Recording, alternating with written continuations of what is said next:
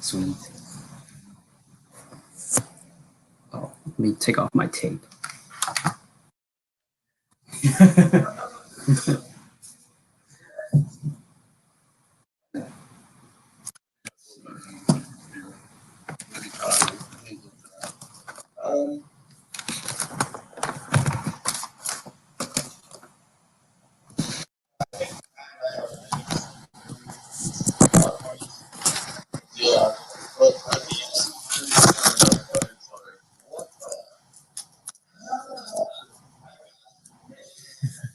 He's trying to fit.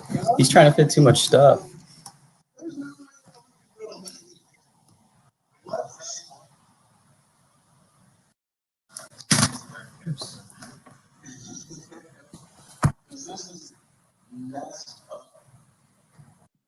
Fun. Maybe whenever you present it, it looks different. Oh shit! I let the presentation present from here. Did it work? Oh. Maybe.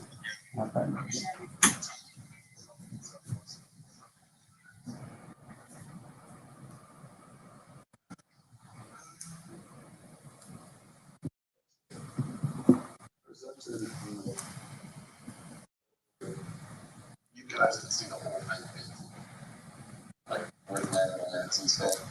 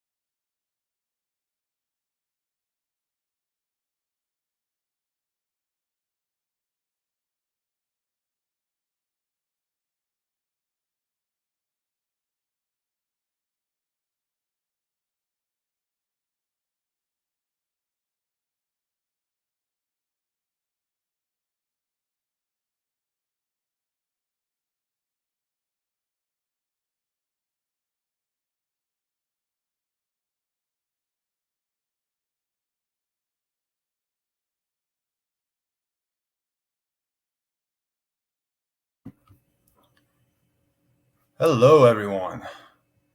I can see we got some people going on. We're still getting some of our folks set up a little bit. I think we got David that needs to join. He's going to be the one sharing the deck. But so far, if you guys are having a great hackathon, please go ahead and put some ones in the chat. I want to see some ones in the chat if you're having a good time so far. Ones. Let's see the ones. And then put 2 if you just have no opinion about it. You're just or chilling. 3 if you're still super tired from all the stuff you've been doing last night. And then 4 if you forgot what the previous numbers were. Not that one. All right. See a 1, see some 4, a 3. Okay. Nice. A 1. Okay. All right. Is Kai joining? He might be having to do some little setup, so we can go ahead and get started. And then on his part, if we kind of have maybe skip it, and then maybe we can go back to it once he's fully back and integrated into the matrix. I have to allow Chrome to see my screen real quick. So. All right, cool. Oh yeah, Justin, we're just throwing random numbers in the chat. So, if you came out here, just throw us your favorite number, Perfect. I like 8. 8 is cool. 16. All right. Oh, we're doubling up. Can y'all see what Is it letting you present? I clicked the button to share. Mm-hmm. I don't know if it's gone out yet.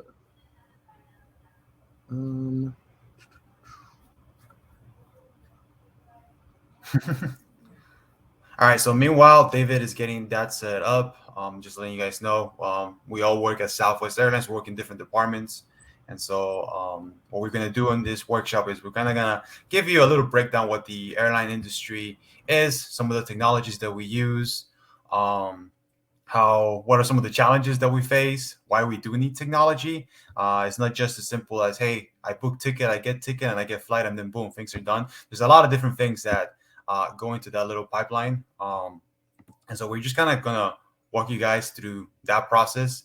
And if you have any questions throughout the presentation, make sure you put those in the chat, and then we can probably address them right after one of the sessions. I also think David just dropped, a little presentation, Mission Impossible vibes getting there. But I also have the presentation on my own screen. So worst comes to worst, I can go ahead and make those changes. So let's see. All right, David, you're back. Yeah, I know. It said in order to let me share my screen, I had to restart Chrome. Oh, So nice. You can see everything now. I guess we'll start from the top. Those are spoilers from the presentation. No, and okay, I can't see anybody's screen. But yeah, just let me know when you want me to. Yeah, sure. We can just so I'll kick things over. So welcome to Southwest Workshop. This is our first workshop in ShellHacks. So we're super excited to be here. We're the first airline to come here. So we're gonna, fly through this slide, if you will, and we're gonna give you some breakdowns and whatnot. So we can go ahead and kick it up to the next one. All right. Guess that airport code. All right. Welcome to Guess That Airport Code. So in the chat, we're gonna need you all to kind of guess what station. This is station code that you're gonna see over here, and so your job is to tell us which place does it correspond to. All right, Fort Lauderdale. Okay. See, Ian, got it. Cool. Carlos, Kyle. All right. What's the right answer? We can just click next, and then you'll see the answer. Fort Lauderdale, FL. All right. That was an easy one. Right. I can't see the chat, so. No worries. All right, let's go to the next one. We got a couple of these, just get things warmed up. All right. So which one is FAT? Which one's fat? This one might throw out a lot of you and be like, what? There's one called fat? Well, let's see. We'll give you guys a couple of seconds to guesstimate. Put those guesstimations in the chat if you can. Maybe give a couple of 10 seconds. I actually don't even know this one. This one's a tricky one. It's Fresno. All right, let's go to the next one. LGA. So if you know what That's always an easy LGA one. is, LaGuardia. Okay. Okay. All right. Any other guesses? Any other guesses? I think they all know that that's what it is. Cool. Yeah. All right. Awesome. All right. Great. I love it. Let's go to the next one. MCO. MCO. Do we know what MCO is? Orlando. All right, let's go. Let's go. Nice. Y'all on I feel like fire. it's too easy for all these Floridians. Yeah, that's facts. A little bit Right. biased here because I think we come from Florida. So Right. HNL. Do we know what HNL is? Man, I You know? should have had the Jeopardy music. You know, H&L is- dun, dun, dun, dun, dun, dun. Nobody's got a And- guess. Nobody's got a guess. All right, what's the answer? Honolulu, Hawaii, which is one of the destinations that we fly to. If you weren't aware. Yeah, no. Once you see what the answer is, like H&L kind H&L? of like Honolulu. Yeah. And if you realize as well, all All right. So we Yeah, are, yeah. like we said earlier, all of those airport codes are actually all destinations that we at Southwest fly to. Yes. Yeah, exactly. Yeah, but we're Southwest Airlines. We're specifically here kind of representing Campus Reach and our technology department. So we're trying to get you guys to apply for full-time positions and internships that we have coming up here soon. So moving on here. Just like a heads up of like what we're going to go over, a little bit more about who we are, a little bit about our culture, the opportunities that we have coming up. We'll go a little bit more in detail with those. We'll go a little bit more into the culture of those. I kind of got ahead of myself there.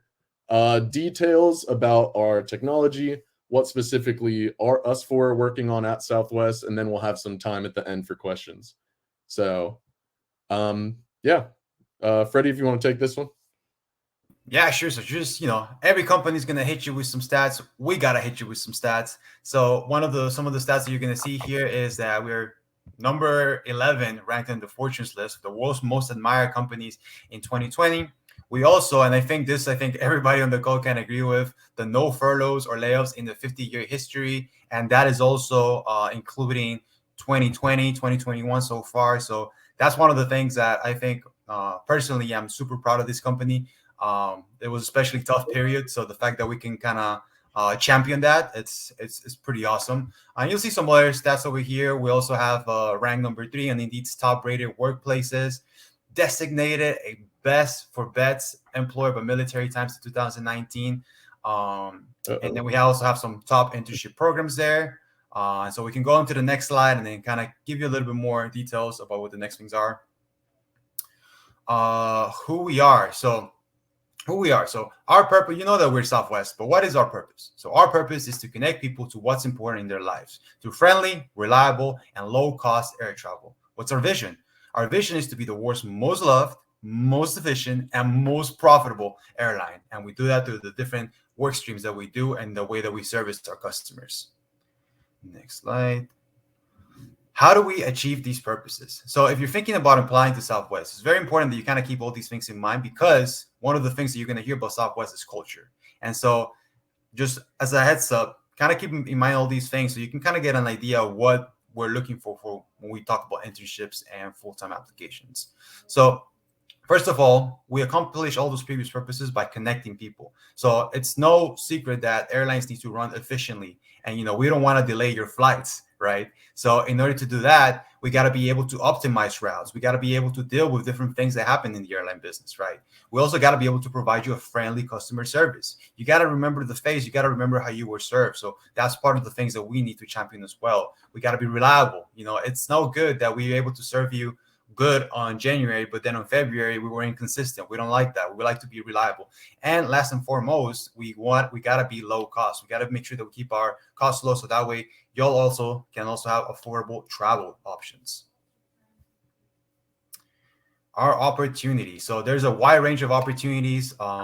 We can break these down a little bit more in the Q&A session, but from a bird's eye perspective, we have an associate technology analyst, This is the person that is responsible to break down business requirements and basically interface with the developers and kind of make sure that those things, that everybody knows what they're working on and the things that we're working towards. Then we have the associate system engineers. Anish will probably speak more to those. I'm not a software engineer, so I can probably speak to that role, but Anish will probably give you a good breakdown later on when we go about each of our own sections. So I'm purposely going to skip a little bit of the description here. Associate software engineer, a lot of you are acquainted with that. And then David, me, and Kai can probably break down a little bit more about what that position is later on. So we're going to skip that as well. And then internships, we're offering internships. And then we'll give more information about that later on as well.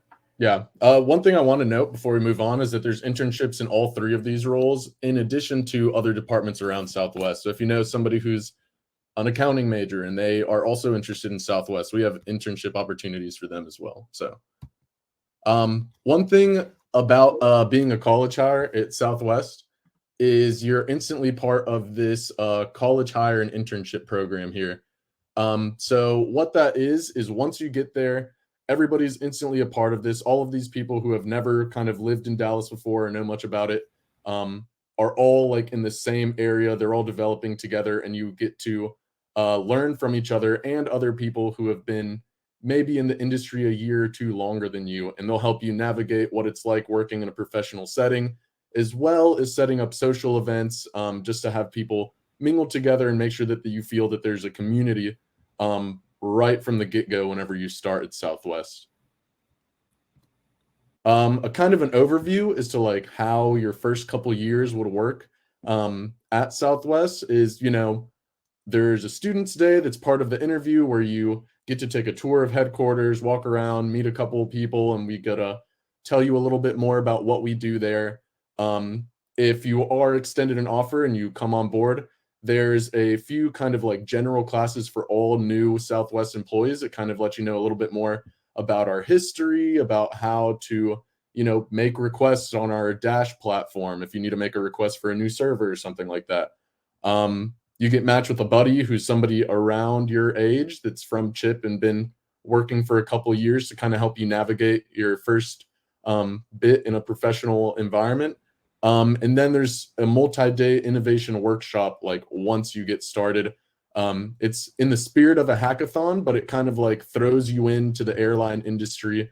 You're presented an airline-specific challenge, and you have to come up with a way to kind of solve that solution or solve that problem for Southwest, which is really interesting and a way to deep dive into the industry. So the first year is a lot of integration into Southwest, learning how we do things. There's events and everything that you'll be attending as well. We've also been doing hackathons lately. And then once you're in your second year, you're no longer I guess like college hire specifically, but you are still involved in CHIP in what we call the early career program, where there's still a big focus on like development and networking opportunities there. So we'll get to that in a second, Ian. It's actually the next slide, I think, and we can talk about it a little bit then. But just in general, kind of leading into that, this slide is kind of general for everything, for full-time position and internship opportunities. So we definitely love where we work, and all of the interns that I've ever interacted with have had an amazing time during their either spring or summer stint with us. It is a paid internship, so we definitely believe in paying you guys for your work. And as an intern, you get the same flight benefits that full-time employees get. So you'll be able to fly standby to any of our destinations during your internship, which is a huge bonus that the interns definitely take advantage of. Casual dress, which is awesome. Plenty of opportunities for career development. And this year we've been offering a internet and housing stipend as part of that internship package. I can't tell you too much more on that because I actually don't know, but there is a stipend there for you. Maybe the slide after this one, Ian, sorry. But what we're kind of looking for in a employee or intern at Southwest is somebody who kind of embodies these three things about how to live and work the Southwest way, which is we want somebody with warrior spirit. We want somebody who doesn't give up easily, somebody who's who's hungry to learn more and like willing to go the extra mile to learn something new or achieve their goals. Servant's heart. We like people who give back. They're humble. You can see in this picture here, it's a class of interns who went and did a service event in the Dallas area. And lastly, fun-loving attitude. We do not take ourselves super seriously at all. And we also want people who don't take themselves that seriously. It's we know when to get our head down and get our work done, but we like to have fun doing it when we can. So these are the internship details that you want to know. The posting dates are going to be October 1st, which is next Friday. Those, if you look at our careers website, you won't see any internship postings until October 1st. The internship dates are also there as well. This is the next summer. And the way it's going to work is going to be 40 hours a week. So it's a full-time internship position. And it's mostly in person. We highly recommend you relocate to Dallas if you do an internship, just because that's where everybody's at and that's where most of the events take place. And it's great to interact with all of the other interns and employees as well. But if for some reason that is a limiting factor for you, like don't let that scare you. Still apply, and there's flexible remote work options available as well that can be kind of hashed out through that interview process. So this is what the application process will kind of look like. You'll apply online. We'll review the resumes. Somebody from our people HR department will do a phone screening with you. If you move on to the next step, there'll be a panel interview. And then from there, you'll receive an offer. And then you'll start the internship. So if you look here at that hand touching the heart, there's a link right there where you can go and apply online. I also sent one in the chat just a second ago, and I see a couple people like that one. Full-time positions, it's a very similar kind of process. With the exception is we have a virtual technical interview in the middle. This technical interview isn't something super crazy. It's not going to be crazy leak code challenges or anything like that. It's more of just looking at the technology you mentioned on your resume and then just kind of talking you through what kind of work you've done in the past and getting to know a little bit more about what kind of technical expertise you have. These applications open up on Monday. And there's the link up there at the top, careers.southwestair.com, that you can go and apply for. And yeah, if you have other questions and want to reach out to us, campusreach@wnco.com is the email that will go to all of our recruiters, and they will be able to answer any questions that you have there. So that's kind of the big spiel about the internships and what we have going on there. Next, we kind of want to go into a little bit more about what us four do at Southwest, what we're working on, and that sort of thing. The internships aren't necessarily, Laura, for any specific age or kind of year requirement. So if you're interested, we highly recommend you apply. It's not something that's like, oh, if you're a freshman, you're automatically discounted or anything like that. Like anybody is welcome to apply. So, okay. And next, this is my domain. I work in crew scheduling, which is, it's a pretty complicated space that's a huge and important part of our operation. And what we kind of do is we develop applications that support our schedulers and our crew members.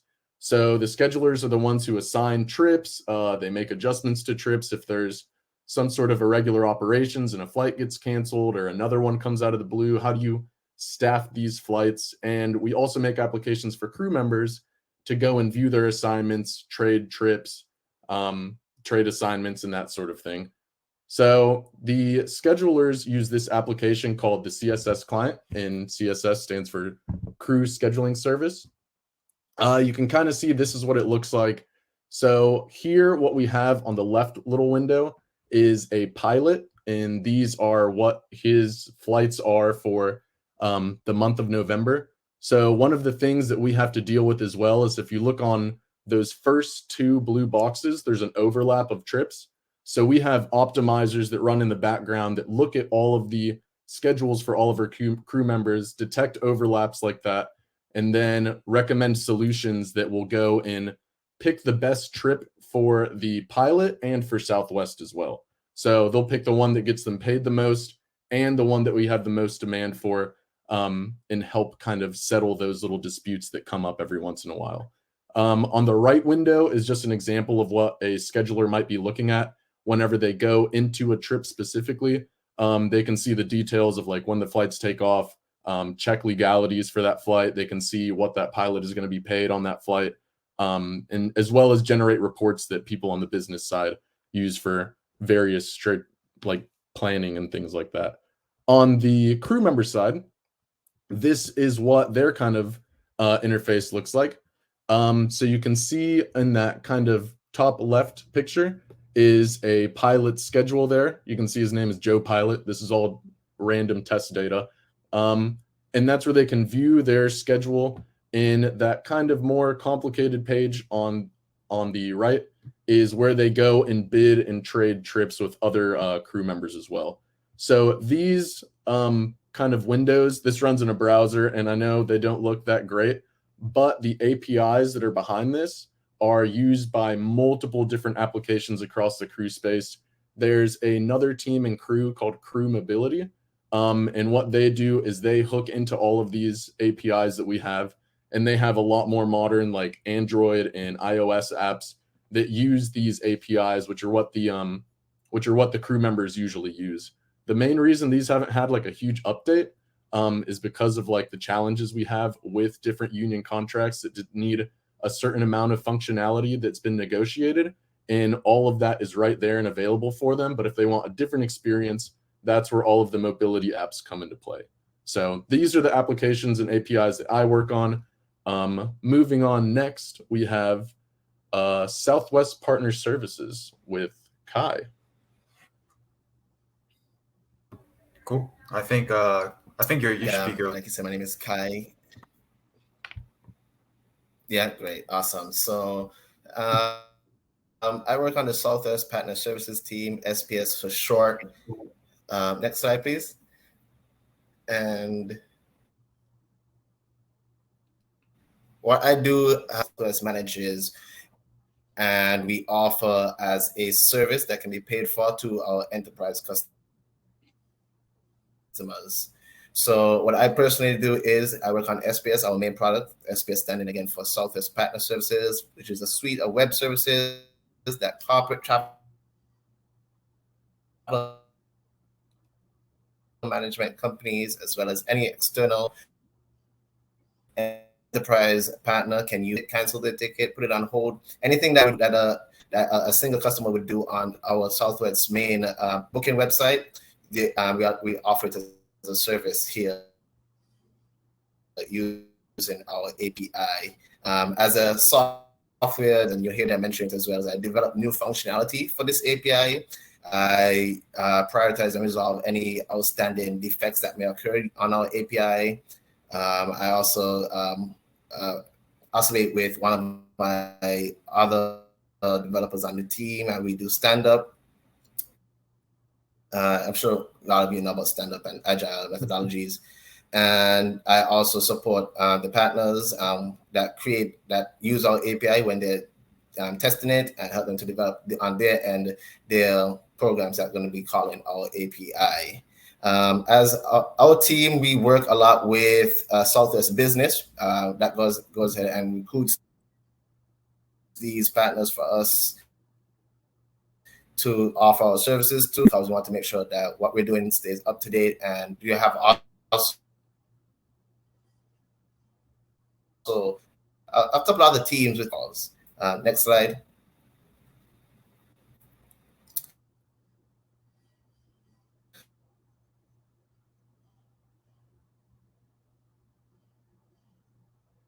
Yeah, I think we might have lost KJ a little bit there.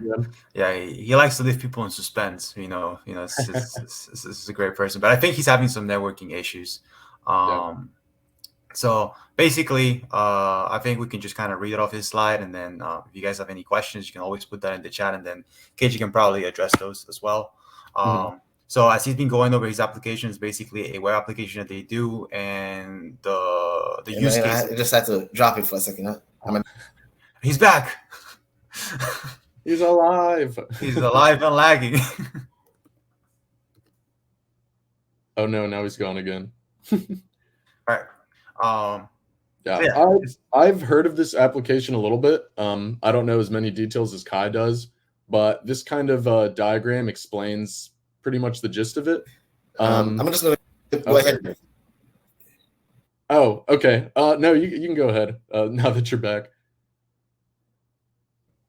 And he's going. I think he's having like a bunch of lag issues. So we can just go ahead and like maybe take over that, because I know like the messages that we're sending him are arriving like maybe like 20 seconds later. What our API looks like, we'll have. Oh man, this is a really fun experience. I love it. Our external customers making a call to our API. There's something I wanted to mention is standard.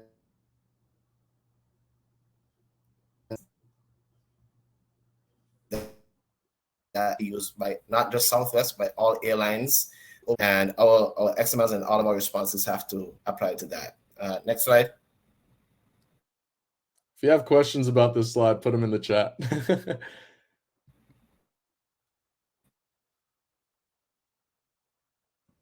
All right, cool. So yeah, I think we might have lost KJ. So like from here, this is some of the business functions that his application takes care of. If you looking about like maybe shopping, pricing, availability, booking, canceling, retrieval, and check-in. So he works with like companies like well, we can't really say names, but companies that sometimes require travel booking functionality, and they kind of want to test out their systems against ours. We do offer an API that they can use, specific services they use, in which KJ directly works with. So he works with those partners and basically makes sure that they are well attended, and any other functionality that they might need. KJ and his team will basically tailor towards that and develop new endpoints that they might need and whatnot. So this business functionality that you see on the screen are some of, if not all, the things that they've kind of cover under the SPS service. Right. Yeah. So it's not, so like all of the enterprise think of like a huge like consulting company that travels all of the time. Those companies generally have like their own built-in applications that they use to manage all of their employees' corporate travel expenditures and things like that. So we provide them a way to hook their management applications into our booking and ticketing system, so that they can, manage bookings, create listings and things like that using their applications through a way that, we approve, and we and it works with our system as well. So that way they don't have to. Yeah, you got kicked out completely. Sorry, bud. But that way they don't have to like develop a huge proprietary screen scraping solution or anything like that. This just kind of helps them hook into our business. And this is a very important side of us, because it represents a lot of revenue interacting with those business customers. So moving on, Anish is in cybersecurity. I know a lot of people are interested in hearing a bit about that. Hi, everybody. I'm in the cybersecurity team, but more specifically on the cloud security team. And so the picture is up there is a SR-71 Blackbird, and our pod name is called Blackbird Pod. And so we're kind of like that. We hover above the whole organization, looking for defects, looking for anything out of place, and then trying to secure all of that. So it's a good metaphor for what we do. Next slide. So what is cloud security? So cloud security, we ensure all resources are in compliance, whether that be cloud, containers and clusters, Office 365, infrastructure as code scanning, many more applications and services. So we make sure all of that is compliant, and we check that almost every day through our various applications. And then what we also do is we conduct audits of applications. So we'll go over to the crew team, we'll say, hey, is everything secure with your application? They say yes, we sign off on it. And then we do that across the whole organization. And then what we also do is we're kind of integrated with our cloud and DevOps team. So they'll develop a module, and what we do is we look at the module and we secure it. And then what they do is it's like cookie cutter, so they give it to the app teams. So we work very, very closely with our DevOps team on that. Next slide. So this is some of the applications we use on almost a daily basis. So AWS for sure. We use Twistlock or Prisma Compute, and then as well as Prisma to look at defects and compliance issues, and then vulnerabilities through Twistlock, and then for IAC scanning, which is like if you have a CloudFormation template, we're going to scan that and make sure before you even upload that there's no defects. And so that uses our checkoff. And then we use Docker and GitLab as well. And then Alteryx for our reporting. So like it's a whole host of just different technologies, and it's a good way to get a lot of knowledge in such a diverse topic. Next slide. And then this is my team. This is when we went on our team trip to Washington, D.C. right before COVID hit in February. So it was a really good time. We walked around D.C. for the whole day, got to skip a whole day of work basically and just hang out with my teammates in D.C. So that was a lot of fun. But if you have any questions for me, just put them in the chat and I'll be sure to answer them.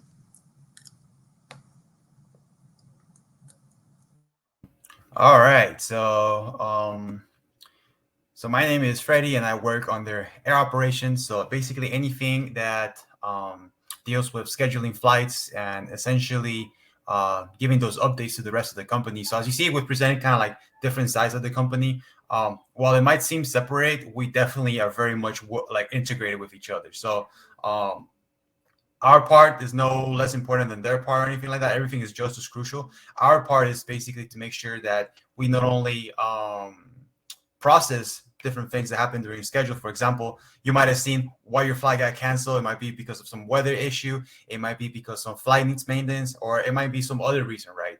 And so in air operations, what we want to basically focus on is how can we keep the airline running in the most efficient way, and how can we basically not make a lot of people wait on their flight, right? Because we all been there, you know, being there on hold for like a couple hours or whatnot, or even just entirely missing, not being able to get into a flight. It's annoying, and we understand that, right? So at air operations, we try to alleviate that as best as we can. So we can go to the next slide and kind of give you some bullet points as to the general gist of it. So what do we do? And a bit I just kind of said, we develop and maintain applications that deal with our operational schedule for aircraft, flights, etc. We mainly assist our customers. So in Southwest, we have external customers, which are the people that the people that buy the tickets, right? The people that we directly serve. But we also have internal customers. So for instance, to give you a little perspective on this, if David and crew has some issue with some API that we manage at air operations, you know, it's not like I tell like, oh no, David, you got to figure that out on your own. Actually, I can't help you out. Sorry.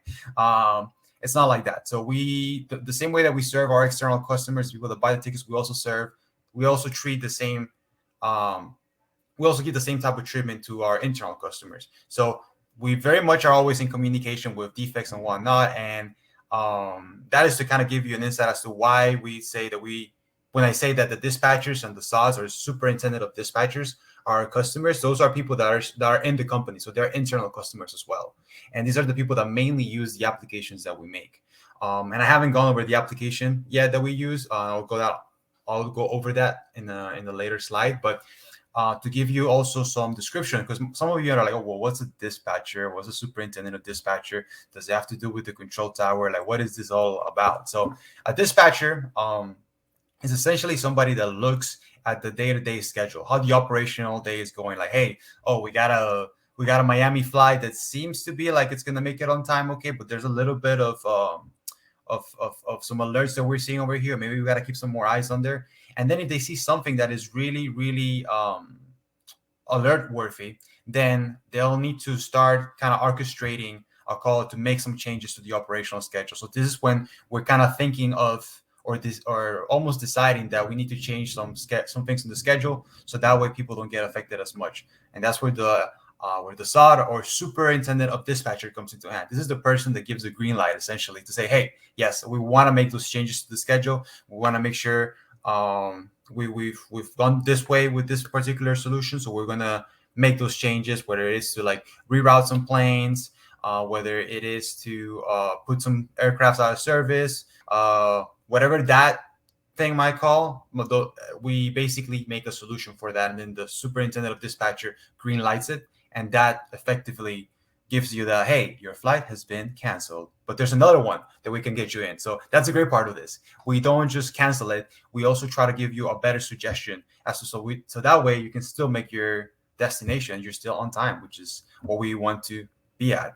And then lastly, we, as any other developer here, we provide support to critical changes that affect the business. So because we run with things that are under government supervision, we got to be very diligent as to how we operate our airline. So if it's, for example, on the aircraft's operation side, if there's something wrong with our application, then that means that, you know, the people that greenlight changes to the whole schedule can make those changes. So imagine if we need to cancel something and we don't have the ability to do that. That's a huge problem for us, right?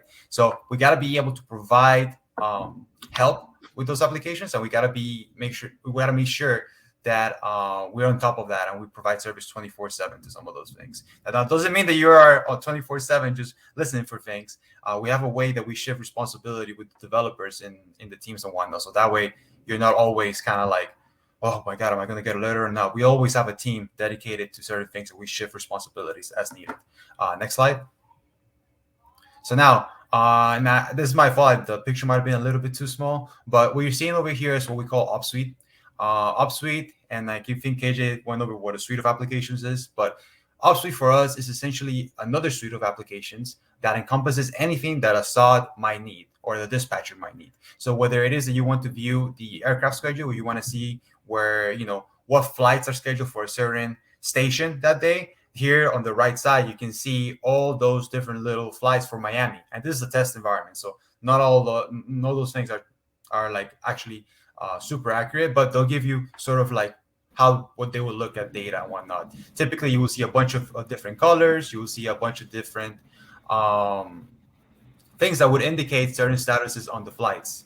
And so sometimes whenever you have, for example, a flight that is being serviced, you'll see like some labels. If a flight that might be delayed, you also see some other different colors over there. So it's not all gray. We like color at Southwest, so that definitely is a bit more colorful than it presents. And then on the left side, you're probably wondering, what is a solution? What do you mean by solution? So we talked about a lot of different problems that we encounter in airlines, right? So from weather issues to planes that need to be rerouted and whatnot, like planes that need to end their day at a specific hangar.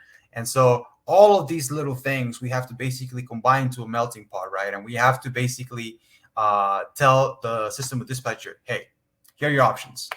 And so before, like in the day, in the old ages, this process of figuring out what to do with all the Fruit Loops that comes around with, you know, the different cancellations, the weather things and whatnot, this used to be done by hand.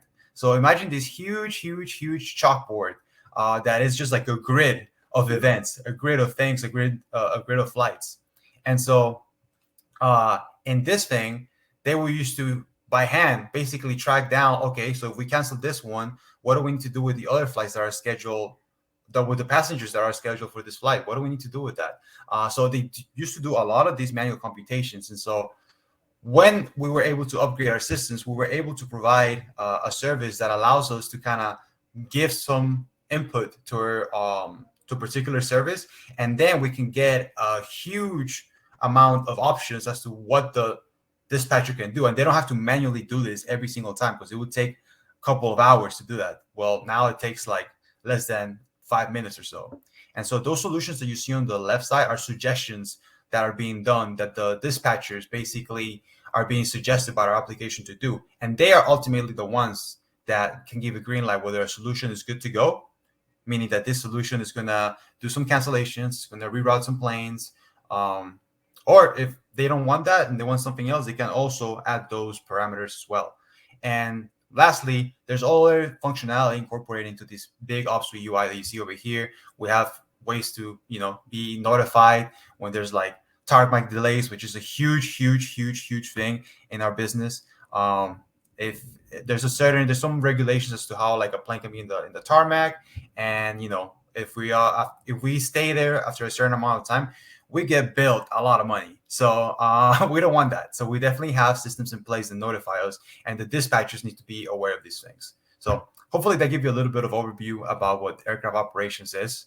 And if you have any questions about it, you can always ask on the chat. I think the next thing that we have is a Q&A session, I think, on the next slide. Oh no, we actually have my team. the most important part, almost. So this is my team. We've grown a little bit, and we've kind of reshifted a little bit as well.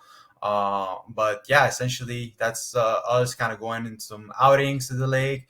We had a little like cheesecake competition that day. I brought a cheesecake thinking that I was going to be smart from Whole Foods, but it ended up being all crumbled up. So I didn't check it because I assumed it was going to be in a good state. So I ended up making a clown of myself, but it was a good time still. I ate a lot of cheesecake that day, which was pretty good and bad at the same time. And then on the left side, we just went to like some grilling place with the team. You can see my manager there. And then top right, the most important member of our team, his name is Barley. So our previous Scrum Master, she used to dress him up in all different types of costumes. So when Halloween comes along, he's going to have a new costume as well. But you can see his his Independence Day costume. He's got a Christmas costume. He's basically ready to go. So he's one of the most valuable teams in the one of the most valuable team members in our team. So ready for any event, exactly. And now I think we're going to go to the questions on the next slide. Yeah, so that's just about everything we've had to present. I know that's like a lot of content and a lot of very kind of detailed stuff. So if you guys have any questions about what we do, how Southwest Airlines kind of operates, or anything about internships, application dates, like please fire away in the chat and we'll be happy to answer any questions you have. I think there was one question, I'm not sure we answered it, by Ian, that he or she asked, are the internships going to be in person or remote? I think they're remote for now, and there haven't been any. So the internships are actually in person for next summer, is what they're shooting for. Obviously, things can change between now and then, but they're shooting for internships to be in person. But if for some reason an in-person internship isn't what you want, then don't let that stop you from applying, because we can work around that and be flexible and potentially have a remote internship position for you as well. But I would highly recommend coming to Dallas for the summer, just because of all of the different events and interactions you'll have with different members at Southwest and your fellow interns. So the session on September 30th that I think you might have seen on the website, Kyle, is going to be put on by our HR department. And they'll just go over general things about what exactly it looks like to be a employee at Southwest or an intern at Southwest, as well as you'll be hearing from a manager or two that kind of talks a little bit more about their experience and what they work on. Let's see, Alex. So the code bases are pretty complex, Alex. It kind of depends on your environment. So when I started at Southwest, I was a systems engineer, actually. And I worked a lot on back-end infrastructure, working on a file transfer solution for different application teams to use. That code base is a lot simpler than the new crew scheduling code base that I work in. The new crew scheduling code base is huge and it's massive, and there's so much to look into. But the good thing is that you have other people around you on your team that can help you navigate through that really large code base and help you find the solutions that you need, and kind of like help you along while you get get caught up on how everything is looking.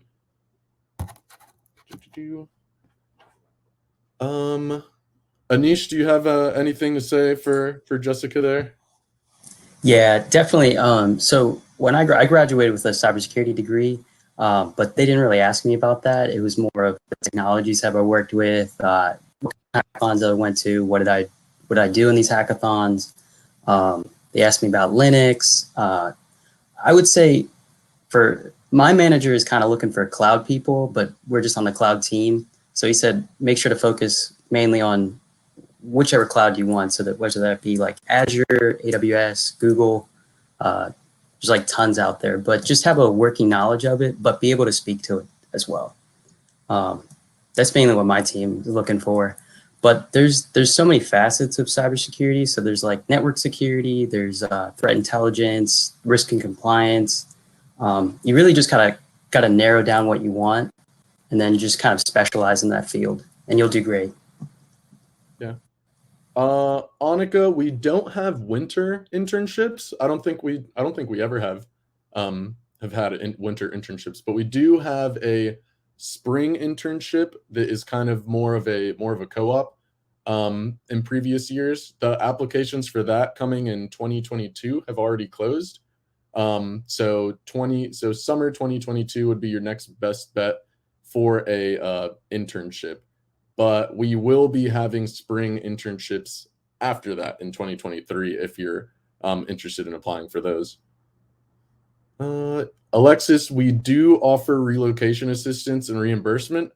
I don't know how much it is for everybody. I think it depends on how far you're coming from.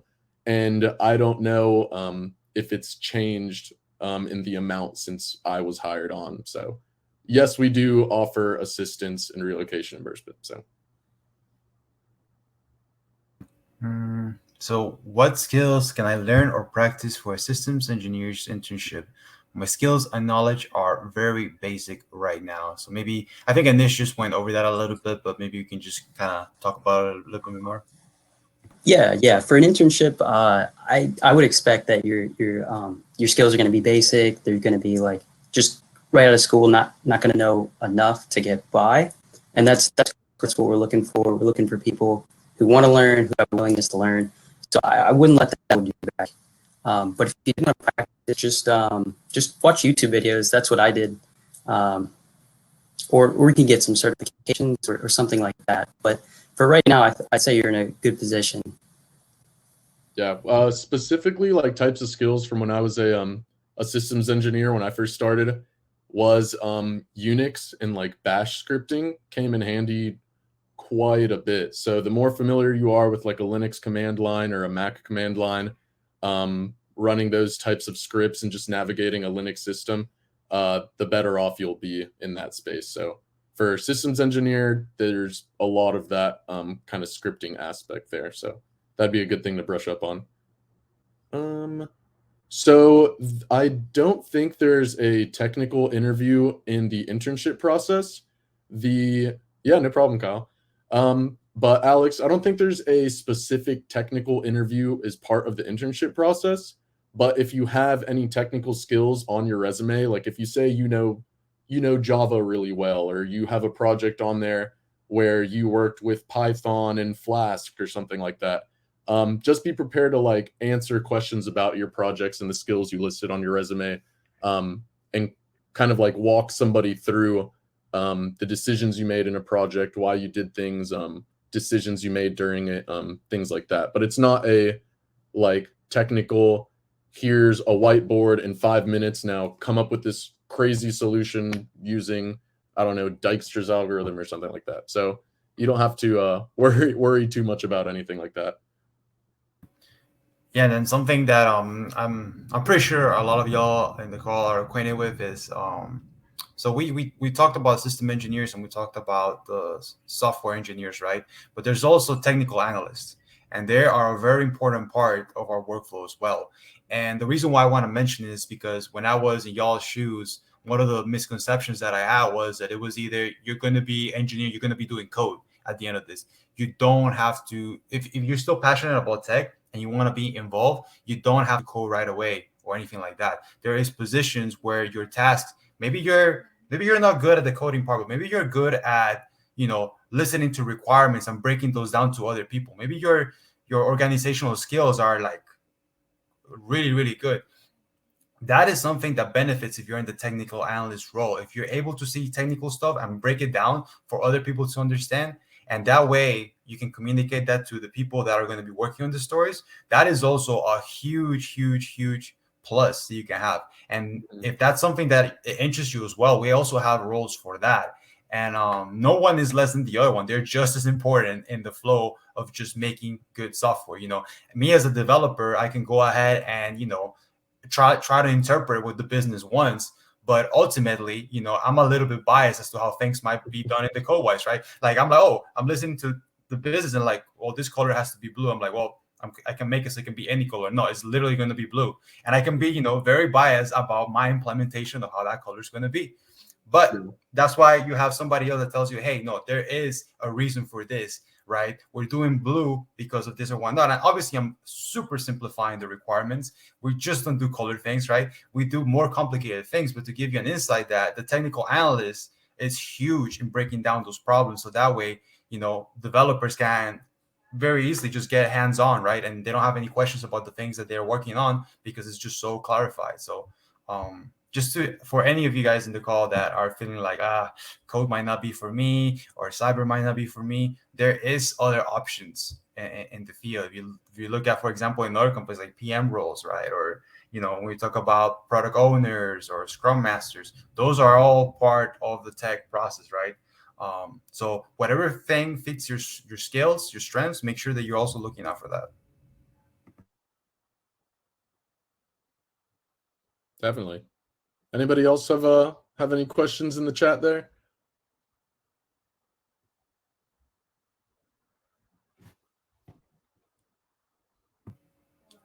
And also, if you see any of us on LinkedIn, feel free to connect. We'd love to help you out with any sort of process that you're running into. So I can, I'm not sure where I'll drop my LinkedIn. I can try to drop it right now here, but don't be scared to kind of connect with us on LinkedIn. And if you have any questions or anything like that, we work directly with the recruiters. So we're able to kind of, forward those questions to them, and they can better assist you as well. So yeah. Do we need any internship experience to apply for software engineer roles? And when do applications for those open? No, you don't necessarily need internship skills. If you have a whole bunch of in order to make up for not having internship experience, I would recommend kind of putting any personal projects that you've been working on. We're not going to discount somebody just because they hadn't done 3 summers of internships or anything like that. So just make sure that you put projects that you've been passionate about, that you've spent time working on. And these applications for full-time positions open up on Monday. So, and I'll go ahead and drop in the chat. I gotta move some things around here. What the links for that are. How do I stop sharing? And another thing, just because I get these questions a lot, so I want y'all to make sure that you have the full info. So even if you, let's say, want to do software engineering, right? You want to work as a developer. Say you get the position, you're working as a developer. You find out it might not be your gig. You want to do something else. At SWAT, we have a lot of opportunities that allow you to repurpose your career. So if, let's say, I was very interested in what Anish is doing, right, and I want to kind of look into what he's doing, I'm like, man, that looks really cool. So there's a couple of things that we've done in the field. in the field where it's you can have a day at the field, so I can shadow Anish and be like, all right, Anish, walk me through it. What's your day looking like? And I can kind of experience what he kind of goes through. And if maybe that was something that I'm interested on, I'm also able to kind of look at what positions they're offering internally and also kind of apply to those. But just like how an external candidate would apply to that as well, I also need to have some sort of technical experience to be able to challenge that position, be like, hey, I kind of want to go over here and whatnot. So there is opportunity for you to kind of shift around until you find the right spot if the initial thing that you picked wasn't really what you ended up feeling was the right fit for you, right?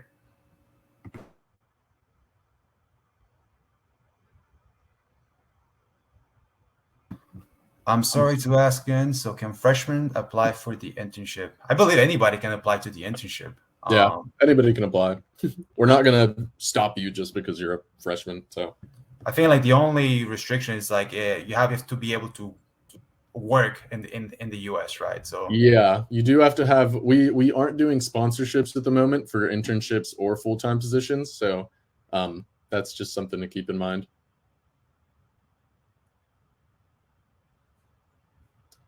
Any other questions? Can be about work, can be about Southwest, applying, how we like the work life versus school life, anything. When do spring internships usually open? So our spring internships have already closed. Those usually open, let me find you a date so I don't mess something up. These opened earlier in September. I think it was the first or second week. And yeah, Yeah, they opened up I want to say it's the first or second week of September, and they kind of closed like around then. The application process, it just kind of depends on when you apply. If you're like the very first person to apply, it's a lot quicker for somebody from our human resources department to reach out to you earlier. Now, if you apply towards the end, there's a lot of other applications that they have to go through before they can get to yours. So it kind of depends. But once you've received like your first contact, I guess, I think the process doesn't take more than like a week or two. So it moves pretty quick after that. And I keep adding things just because I keep thinking of things that y'all might be interested on. So we haven't really talked about like some of the core benefits of being a SWA. So one of the core benefits of working at airlines, and that's the fact that you can non-rev quite frequently. So for those of you that don't know what non-revving is, it's basically flying off seats that don't sell. And when you work in the airline business, you can basically tell when a flight is full or not. So if there's a flight that, for example, I want to take tonight to Vegas and there's 20 seats left, damn right I'm going to take that flight because it's pretty good odds. And so what ends up happening is I can basically go in standby there, and I would only pay like the taxes on the ticket, which are cents. And so with that in mind, it gives you a lot of flexibility as to what you want to do, where you want to go travel and whatnot. You don't have to plan, months in advance or whatnot. It's simply like, hey, you know what? I'm going to have dinner today in California. So let me go ahead and do that. So you can go ahead and, look at the schedule and do that. So a lot of us use a lot of those benefits. For me specifically, how I use it is I go to visit my family. I'm currently at my family's place in Miami, but I live in Houston. And so when I first moved to Dallas, where I originally was working at, one of the things was like, damn, am I going to be able to visit my family? Am I going to be able to do these things? And yeah, with this job, I'm definitely able to do that because it's just that easy with the non-revving benefits. Yeah, the non-rev benefit is really nice. The problem with Southwest is we do too good of a job at selling seats. So so sometimes there's a place you really want to go and you're like, oh, there's no seats available. Dang it. So yeah, it's a good time.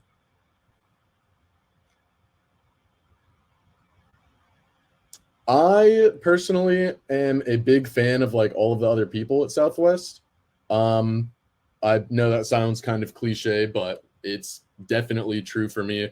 Everybody that I've interacted with on every other team has been extremely supportive of like any challenges I might be facing on the team or even outside of work. They're all just like very cool, interesting people that I enjoy being around, which I have some friends who have like worked in different places who can't say the same. So I'm really thankful for that. So, which is awesome. And I mean, the flight benefits are really cool too, but it's not like my number one reason that I like working at Southwest. Like there's a lot of good things going on here. So yeah, to speak to that, personally for me, I love the fact that, you can kind of be your authentic self and kind of bring, your sometimes your nerdiness, your funkiness to the job. So for example, like the other day, our Scrum Master, she was taking some PTO. So then, she assigned some of us to run daily stand-up. And so I was tasked to do it.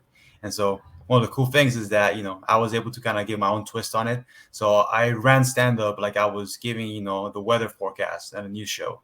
And so I would put some news music there, right? As I was kind of like starting stand-up, hey, so we're here with the updates of the day. We're going to go ahead and go with the lower environment stuff over here. And I would just call up on people. And, it was kind of like a funny moment that everybody enjoyed. And so that to tell you that one of the best things is just being able to be relaxed when you do that and not having the thought on your back of like, is this for corporate world? Should I be able to do this? A lot of us just kind of go in and, we express ourselves in there. For Hispanic Heritage Month, for example, the other day we had a great person. Her name is Sam, and she was basically doing not a workshop, but basically an event where she would teach within an hour a lot of people how to dance bachata, salsa, y merengue. And so she was doing that live in person. Even though we're in a virtual environment, she still brings it. She tries to make ways to engage with other people. And then, people turn on the camera, they try to follow up or whatnot. They answer trivia questions. It's a lot of engaged folks. That's another part that I like about Southwest. You see a lot of engagement from people that want to participate and they want to work in the culture as well, and like, you know, be present there. Yeah, we're definitely looking for people who are going to drink the Kool-Aid and go all in on all aspects of Southwest, whether it's just making sure our operation is as lean and efficient as possible, or like, you know, being present and participating in like all of our culture events and just wanting to like get to know people and take care of each other. So And I do see Anisha, we're gonna say something. Yeah, so my answer to the question would be like definitely a dress code, because I used to work for a bank and it was like business casual, you know, you're wearing a shirt and nice pants. But when I came to Southwest, I could wear like gym shorts and a t-shirt and go to work, and nobody would be ask me questions or look at me funny. It's just normal. So that was my favorite thing. yeah, the casual dress code is amazing too. Like the shirt that I'm wearing is like almost overdoing it, like for a normal work day. So it's great. Yeah, with that, I think we are up in time. So just to close it out, thank y'all for coming to the workshop. Hopefully you got something out of it, something that applies to you. If you still have more questions, feel free to message us, and then we can kind of help you out in whatever ways you need. Again, we're looking for positions that are starting up. I think Monday we have some positions that are opening up. So make sure that you kind of follow that Southwest link that we put hit there. And then if you have any more questions, like I said before, feel free to reach out to us, and we'll be more than glad to help you out. So appreciate you all passing by, and hopefully we get to see you here some other time, or you're flying with us some other time soon as well. Yeah. I also dropped the email for Campus Reach. If you have any other questions, you can reach out there as well, or you can find us by our names on LinkedIn and reach out if you have any questions. Hopefully we were useful to you guys. Thanks for stopping by. Take care, y'all. See ya.